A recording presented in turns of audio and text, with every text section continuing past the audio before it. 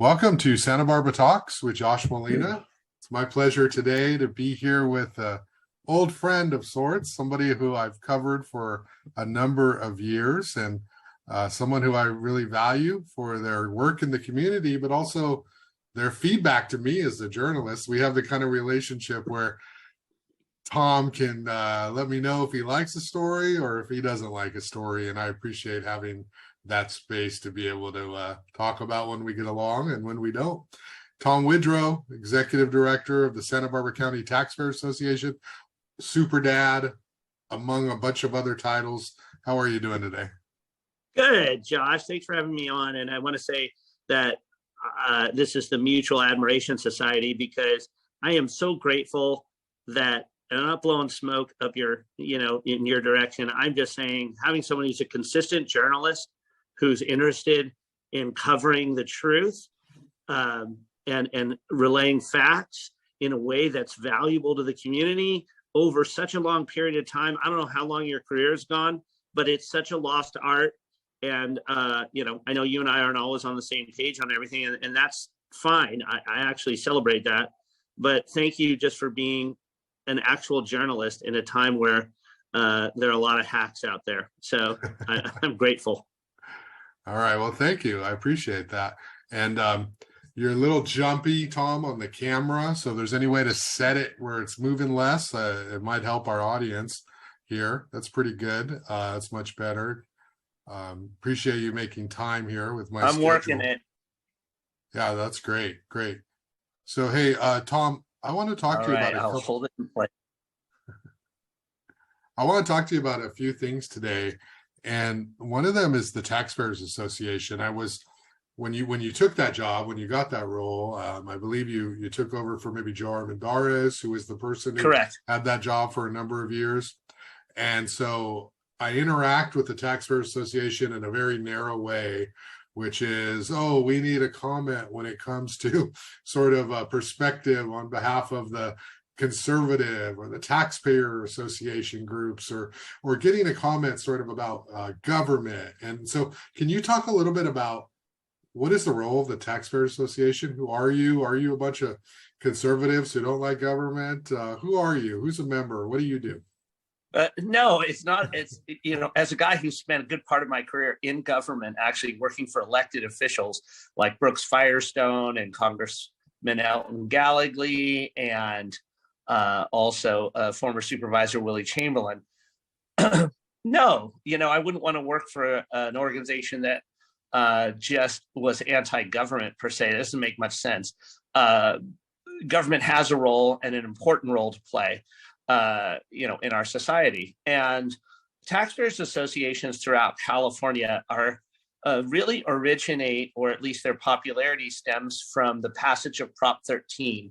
So you go all the way back to 1978, when California voters decided to tell the legislature that there was a limit to property taxes, because what was happening was, older folks were being bounced out of their homes because of ever rising property taxes. And it threatened a lot of, living security for regular people across the state. And that was kind of a legislative shot heard. I mean, not legislative, but a taxpayer revolt heard around the world. So you'll find taxpayer organizations all across the state of California. And we're not necessarily kind of traditional conservative per se, because I think a lot of the issues that we advocate for cut across party lines. So public safety is a big one. Government services at a local level, we want them to be efficient and effective. We want, like I said, whether it's fire or sheriff or police. Also, we advocate for housing. Josh, I've got a family. I've got 4 kids. You were kind enough to call me a super dad or whatever. I think we're only as good as we are each given day as a dad. And I know you're a father too. But we all need housing. We need a place to live, to where our families can grow and prosper. And Santa Barbara County is a beautiful county, but we need to really plan for growth. And that means adding, family homes, places where, mom and a dad and their, 2, 3, 4 kids, whatever, can, succeed and not pay what's just abnormally high costs. So we're in favor of business. Business generates the tax revenue that goes in to pay for our county services and our city services, whether roads, transportation, mental health services, all that stuff. Without a robust economy that's, from all sectors, even public sector pensions become at risk, which are a huge part of the expense. So we're advocates for not no taxation or not no new taxation, but it had better make sense in relation to business and revenue generation and the services provided. So great. Yeah, I mean, that's a really good sort of robust explanation, and it's a lot of work that you do. How many members do you have? Well, we've had about, as far as paying members, we've had as many as maybe 500. But, there's a mail list that I'm still kind of putting together for Joe that will hopefully grow it well beyond that. Right now, we're doing a little bit of reconstituting of the organization, because I think when Joe was running it, primarily as an advocate for oil and gas, so energy, that part of the energy sector of the economy. And we're really trying to expand beyond that, because we think fossil fuels are really important, actually, and they just are. And the whole country is finding that out now, is that we need oil and gas. 85% of our energy needs come from oil and gas, and it's a good thing. And there's a great book called The Moral Case for Fossil Fuels, and I would encourage anyone out there to read it. It's really interesting. It doesn't say we shouldn't, encourage the development of alternative energies. We absolutely should. Nuclear, solar, etc., wind. But we have to face reality that our prosperity and that our health and even our environment depend upon us being prosperous and being able to pay for the environmental services that we want. So Taxpayers is looking to expand and grow. So whether it's cannabis, oil and gas, alternative forms of energy, entertainment, tourism, housing, anything that creates jobs and brings a revenue into our economy, we see as a pretty good thing. Great. All right, I'm going to ask a long-winded, triple-barreled question here to give you time to see if there's any way that you could set up your device without holding it, because when you talk, it jumps. And I don't want all my conservative friends watching this to think I got a low-budget production here. So if there's a way for you to set it on, you have a table, you can set it on something? I think I can. Oh, that looks nice. John. How's that? That's great. Oh my goodness, that's perfect. I found a spot. All right, cool. Okay, so I'll narrow down my question. I really like that, Tom. And you got a clean kitchen here, so you're going live. Thanks, buddy. This is like live streaming now. Okay, so hey, Tom, I first met you when you were with an organization I think that you had started called City Watch, and you were getting involved in the city of Santa Barbara. Mm-hmm. In terms of sort of just kind of keeping a close eye. I think that's what you called it, sort of keeping a close eye on local government, and stuff was starting to sort of blow up a little bit with the city administrator and Paul Casey. And I had known of you because you had worked with Representative Elton Gallegly before that. Mm-hmm. And of course, he had quite the reputation, the Simi Valley, Elton Gallegly. So, you came with a little bit of, oh, he works for Gallegly. He must be really, really far to the right, And what I found about you was that you're a pretty nice guy. You're not somebody who is confrontational when you disagree with the issues. Can you talk to me a little bit about your approach to public discourse and why you sort of have this attitude of, more with honey than vinegar, at least in terms of how I've seen you work with various organizations? Well, first of all, it's a nice thing to say. I think it belies my personality, my persona, and I tend to like people. I just do. I've always been a guy who's enjoyed the company of others, regardless of their political perspective or disposition, the vast majority of the time. And I find every once in a while there's someone who comes from my perspective, which is more conservative, that not so great. Don't want to, and I find that on the left as well. But, Santa Barbara is kind of a place, in my opinion, for fairly congenial people. We have a real sense of community here. We all love it, right? It's beautiful. It's stunning. It's a great place to live, beautiful place to raise a family. it's too expensive. But I like, I generally like, look, when Helene Schneider was mayor, I really think Helene was an excellent public servant. I really liked the way she ran meetings. I thought she's very efficient. It takes a real skill up there to do that job. And I think she did a superb job running the city, or at least being the mayor and helping the council get where it needed to go. Elton Gallegly, I thought, was a great member of Congress. You needed a really, at a country that's trillions of dollars in debt and struggling to pay for the things that we're obligated to pay for. I thought it was nice to have Elton, be a tough conservative on Capitol Hill. I wish we had a whole Congress full of people like that, because I think we wouldn't be $30 trillion in debt. And I think that's a big problem for the American people. You kind of take this full circle to taxpayers, Josh, and the biggest tax you could ever have on people is inflation, right? So if you fire hose $6 trillion into the economy and you cut down production of goods and services, you get what we're experiencing now, which is record inflation. I'm old enough to remember back when we had stagflation during the Jimmy Carter era of the 70s. So this is hitting people right here in Santa Barbara County. And I am sympathetic. I'm empathetic as a guy who, I'm married and I have 4 kids and we're trying to make it here. I think part of my congeniality comes from the fact that I relate well with other folks, other parents, who are trying to just do right by their children. And I don't really enjoy name calling or ad hominem attacks. I'm happy to joust with people and I love it. I love intellectual, jousting and debating as it relates to policy, but I don't like name calling. I don't like, I absolutely find some of the violence we see across America in relation to people's political views totally abhorrent and anathema to what America's supposed to be about. You and I are supposed to be able to live next door to each other and be friends, Josh, even if we see the world differently. So, I think that, I don't know if that answers your question or not. Yeah, no, well said. You got, so you were with City Watch for a little while and definitely drew attention to some issues. And then I think you sort of moved on from there.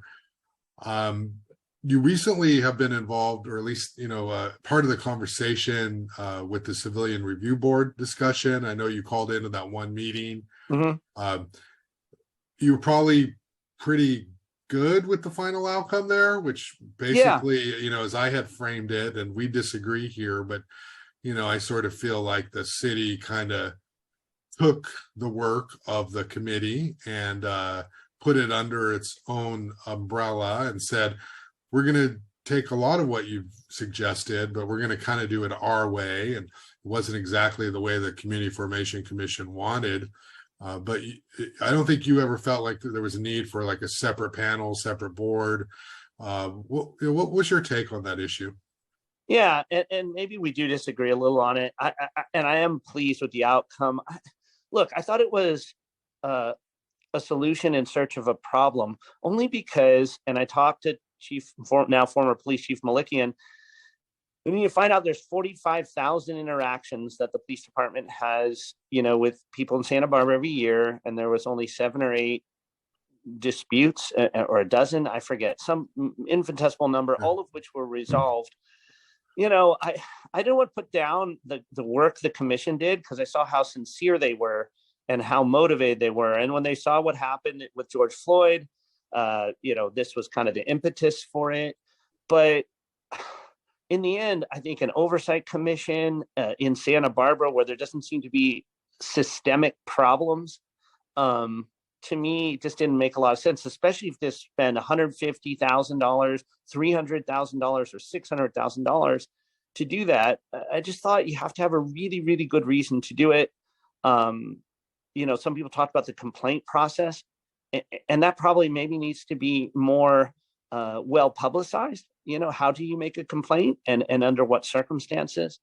But unless I missed something, I just didn't hear about a whole litany of things that were wrong with Santa Barbara Police Department. You can always get better, but it didn't seem to warrant what you need in Minneapolis or Seattle or some of these places where apparently they've had incidents that are egregious. So, yeah, in the end, I think that they made the right decision. That's my take. Yeah, and I think there's a couple ways to look at it too, which is that the number might be small in terms of excessive Mhm. force, but number of people who are pulled over in the context of the population, or who are given citations, there's a large Mexican American Hispanic population, Mhm. but there's also a disproportionate amount of people who are receiving citations and having interactions with law enforcement, where some would say the systemic problems aren't necessarily what you saw in Minneapolis, but it's a different kind of systemic, issue that comes up. And then the other side is, well, Mhm. Mhm. you don't want to wait till there's something horrible like that before you have review systems that go in there. And I think people can disagree on the need for that, but I sort of side with sort of like, Megan Harmon, or even Kristen Snedden. Like, what is the worst? So we have a review board. What's the worst that can happen? If cops are doing great, they got nothing to worry about. Now, I see the taxpayer position, right? Like, well, we got to watch every dollar, and is this a good use of funds? And but I think certainly from a social perspective, oversight is good, even if there's not the appearance of a problem. Yeah. And I don't disagree. I thought that's what the other thing I didn't get, I thought it was unclear from the commission's work, was what is the caliber and quality of the current police and fire commission? In other words, that's an institution that's supposed to provide oversight. Is it you don't have the right people on there that see these things? Is it not functioning well? That wasn't really, all they said was they kind of gave it a cursory address in one of their presentations. And I think that mechanism exists, and also doesn't cost any money, and also is supposed to provide oversight. So, I just never heard that addressed. It seemed like that mechanism is set up within the city charter. Yeah, I think that's going to be relooked at. Is typically the people who volunteer for those kind of police fire are coming at it from a police fire perspective. They're interested in that role. So Mhm. the council over the years has just sort of picked the people who are interested in that. And I think the idea now is, let's get different types of people with different experiences and backgrounds on the board, and maybe it will be a more representation of what the community looks like. And I think that's the compromise and where they're headed. Yeah. I think it's a great step. It's fine. People, look, if and I would love to know if there are incidences, why are these numbers? Look, I got pulled over driving at a traffic situation where I tried to occupy a lane that a CHP was trying to occupy at the same time. It turned out that, I don't know, that I hadn't really done anything wrong, but no one wants to be pulled over. I've done it, had it before. And if I'd love to hear incidents, if there are instances of people getting pulled over because of their race or their, the kind of car they drive or something like that. Obviously, that's totally unfair. It's not legal. And, I'd love to know about those things, and hope that our police department would, take the action that they need to take. But anyway, I'm glad that the Police and Fire Commission will have a different composition. That sounds good. Yeah. Where do you get your conservative perspective? Did you grow up in a conservative household, or did you rebel against your parents? You're obviously, as I've talked about, politically, we don't have very many conservatives who have political power in this county. So conservatives are at a disadvantage from a political representation and voter registration. Where does why'd you settle in Santa Barbara if you're sort of a conservative guy? Why not Arizona or Florida or these places where, it's not as much of a fight? It's a great question. So first of all, I would tell you, we're more of a conservative county than you think. Okay. Santa Barbara, I would argue, is a relatively conservative county when it comes to things like public safety, when it comes to property rights, when it comes to quality of life. People have invested way too much here in Santa Barbara to let their situation go to hell. And you could look at some of the governance in some of the big blue cities across America, and that's not what anyone here, no liberal, no conservative friend of mine, wants, the homeless issue, and that's another issue we talk about, to be any worse than it is. They want it to be better. They want a quality of life, they want safety. But as far as I'm concerned, get this, I grew up in Berkeley, California, the first 10 years of my life. And that city, even as, during the 60s, I remember driving in my mom's station wagon in the back with my siblings, and the anti-war protests were, blocking our station wagon, and people throwing things at my mom's station wagon with a bunch of kids in there. And, those are some of my formative experiences, that Berkeley was really poorly run when it became overrun. Call it the anti-war movement, the counterculture, whatever it wasn't great. And those are, like I said, up till I was 10 years old, and then we moved to the East Bay.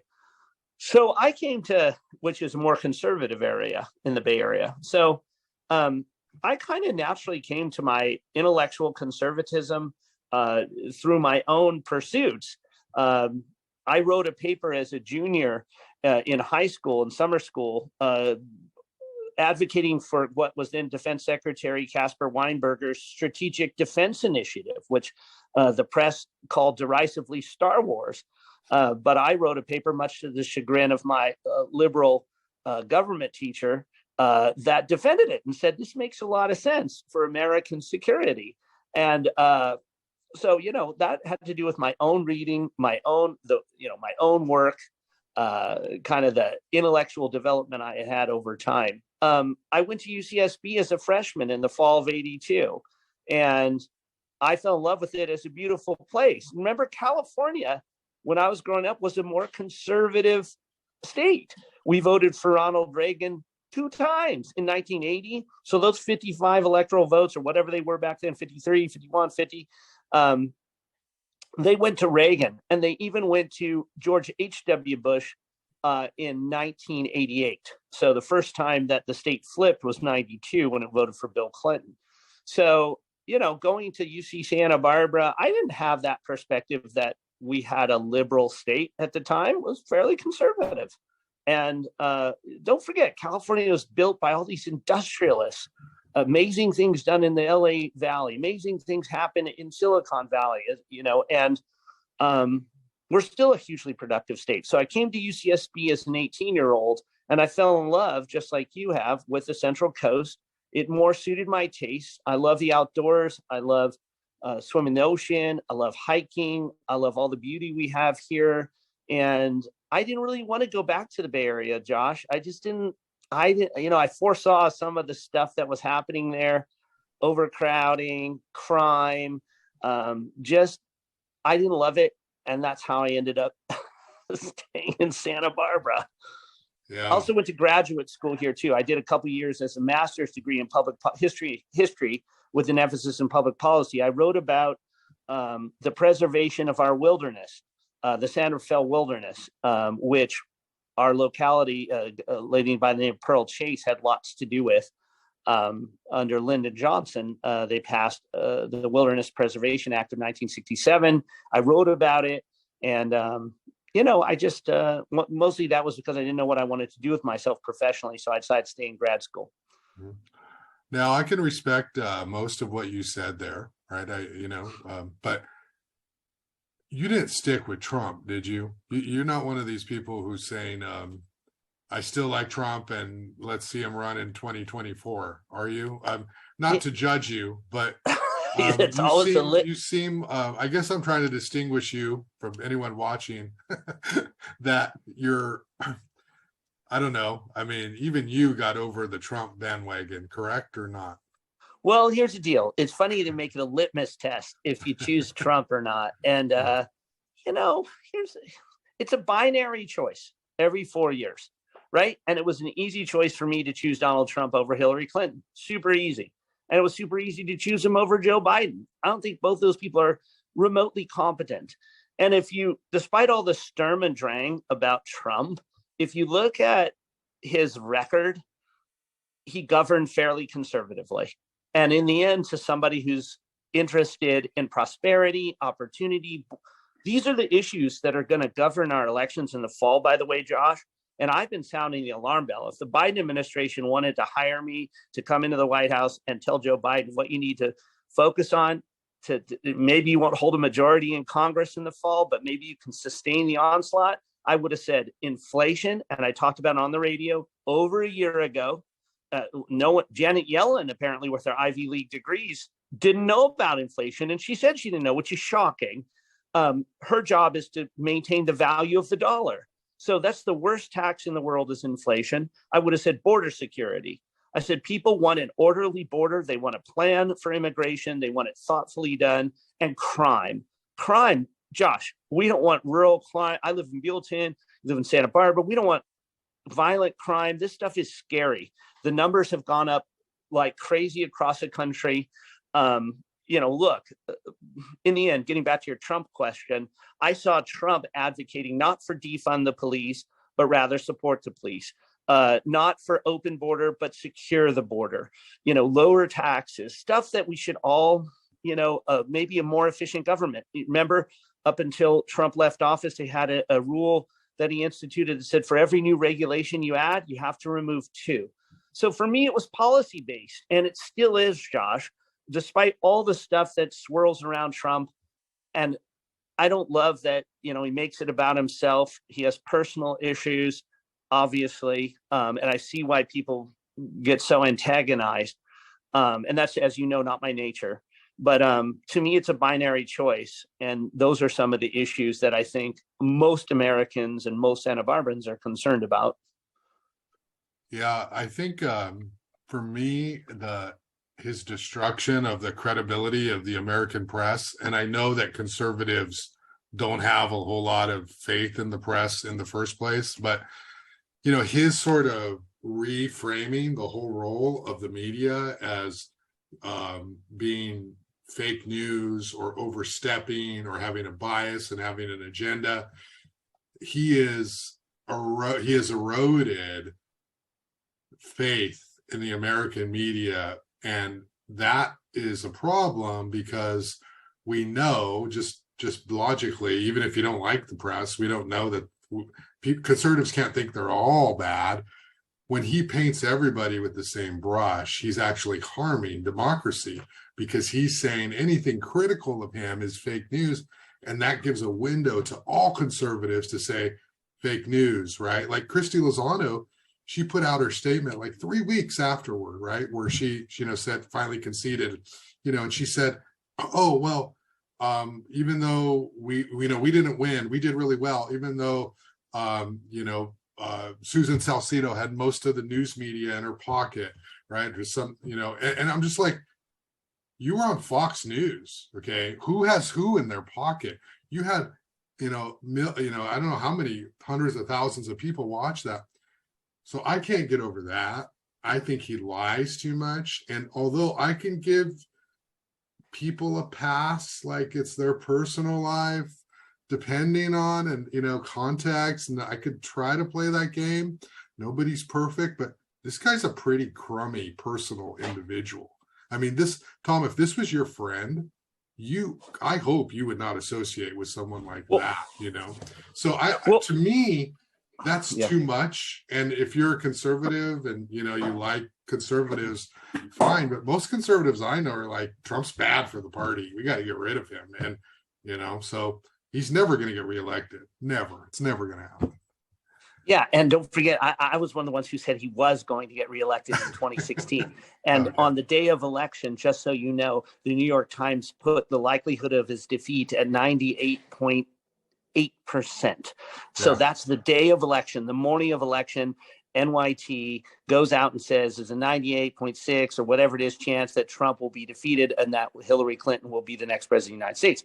And I was saying right up until the end, and it was only the LA Times poll and one other that actually had it right. It was really fascinating study, and you get back to the credibility of journalism. How did all these people get it so wrong, so terribly, terribly wrong in 2016? And only LA Times poll, because they're not in the Beltway, they went out and did an honest poll, and they got numbers that put it within the margin of error. And I said, that's the poll that says to me, Donald Trump is going to be the next president of the United States. And I was right. So, you bring up a lot of good points, about personal demeanor, but I don't think we elect presidents entirely on their moral fortitude per se. You could say, Bill Clinton was a very successful president, but now he's shunned by, what is it? The Me Too movement, women, the kind of the stuff that he had done on his personal behavior, sexual practices, infidelities. I mean, a whole litany of things. Well, Donald Trump did 100 times worse than Bill Clinton. Well, look, I don't know that to be true, but either way, my point being is that I just thought that Bill Clinton was a successful president. I think he was a good president. I think he cut capital gains taxes. I think he governed through peace and prosperity fairly well. He didn't screw things up. I think he deserved accolades, and he deserved re-election in 1996 over what was a fairly aging, maybe borderline feeble Bob Dole at the time. He just was not capable. So, look, once again, getting to my kind of bipartisan nature, I look at scoreboard, I look at the job, and it's funny you mentioned Christy Lozano and all that. Cable news is always looking desperately for something, the next salvo in the culture war, right? They're desperate. So they found Christy Lozano and they went and did that. But I could have told you that Christy Lozano was going to lose. I think I said she'd lose by 17 points was my prediction, and she lost by worse than that. Not because she's a bad person or a bad candidate. I'm not saying that either way. I'm just saying the way, understanding the business of politics, the money you raise, the messaging, all the stuff that goes into our disparate registrations. We're about 2-1 Democrat versus Republican here. There was no way she was ever going to win. It was never going to happen. The same thing, my friend Andy Caldwell had an uphill battle. He was never going to win, despite the fact that he worked super hard and raised money to go do that. That's not who this district is. We're a safe Democrat congressional district, safe Democrat superintendent. What I did want is for what I wish would have happened in that race for county board, the superintendent. I wish the main issues would have been focused on, which is low literacy rates that need to get better. All the things that I'm sure that our current superintendent who got reelected, that I know is concerned about as well. I wanted to know, what can we do differently that's going to change these outcomes, because they're not very good. Yeah. Hey, Tom, I'm going to wrap up. I really appreciate your time. And I think this was a really good conversation. But what it did remind me of is we should be talking more. And we'll do this again really soon, because I want to talk to you about, more of this kind of stuff, because I feel safe being able to tell you how I feel and not feel like you're going to cancel me here, or, I'm not going to cancel you for your perspective either. Well, so. I feel safe you're not going to cancel me, and that's really great. And I've never even thought of you as a liberal, and I don't think people should. Josh, you're a news reporter. Yeah. I appreciate that you're open to feedback from me, because you fulfill a news hawk is super important in our community. So I'm grateful for the work you do. And I'd love to come on. I know you and I have lots more to discuss. Yeah. And my approach is always just in life is, don't judge people by their party registration. Judge people by how they treat you and how they interact with you. And that's much more important, because we all have people in our families who are not like us. All liberals have conservatives in their family. You just got to get along with them, and all conservatives got the liberal. So it's really important that everybody sort of figure out a way to sort of have these spaces where you can talk and get along, and where you don't just, you don't have to go there, I guess. But, yeah, we can agree to differ on some big hot button issues, and that's fine. But I get back to the notion before we go, is just saying that we have much more in common than we do things that are different. We want to raise our family safely, securely, in a good environment. We want to be able to prosper and be successful in our careers and our jobs. And, that all sounds cliche, but it's just true that most people here in America, despite some of the differences that get amplified on cable news, I think right down here in Santa Barbara, we can, hopefully we can all come together and agree to disagree when that happens, but otherwise, try to be constructive and solve some problems. Great, Tom. Have a great day. Thanks a lot for your time. Thanks for having me.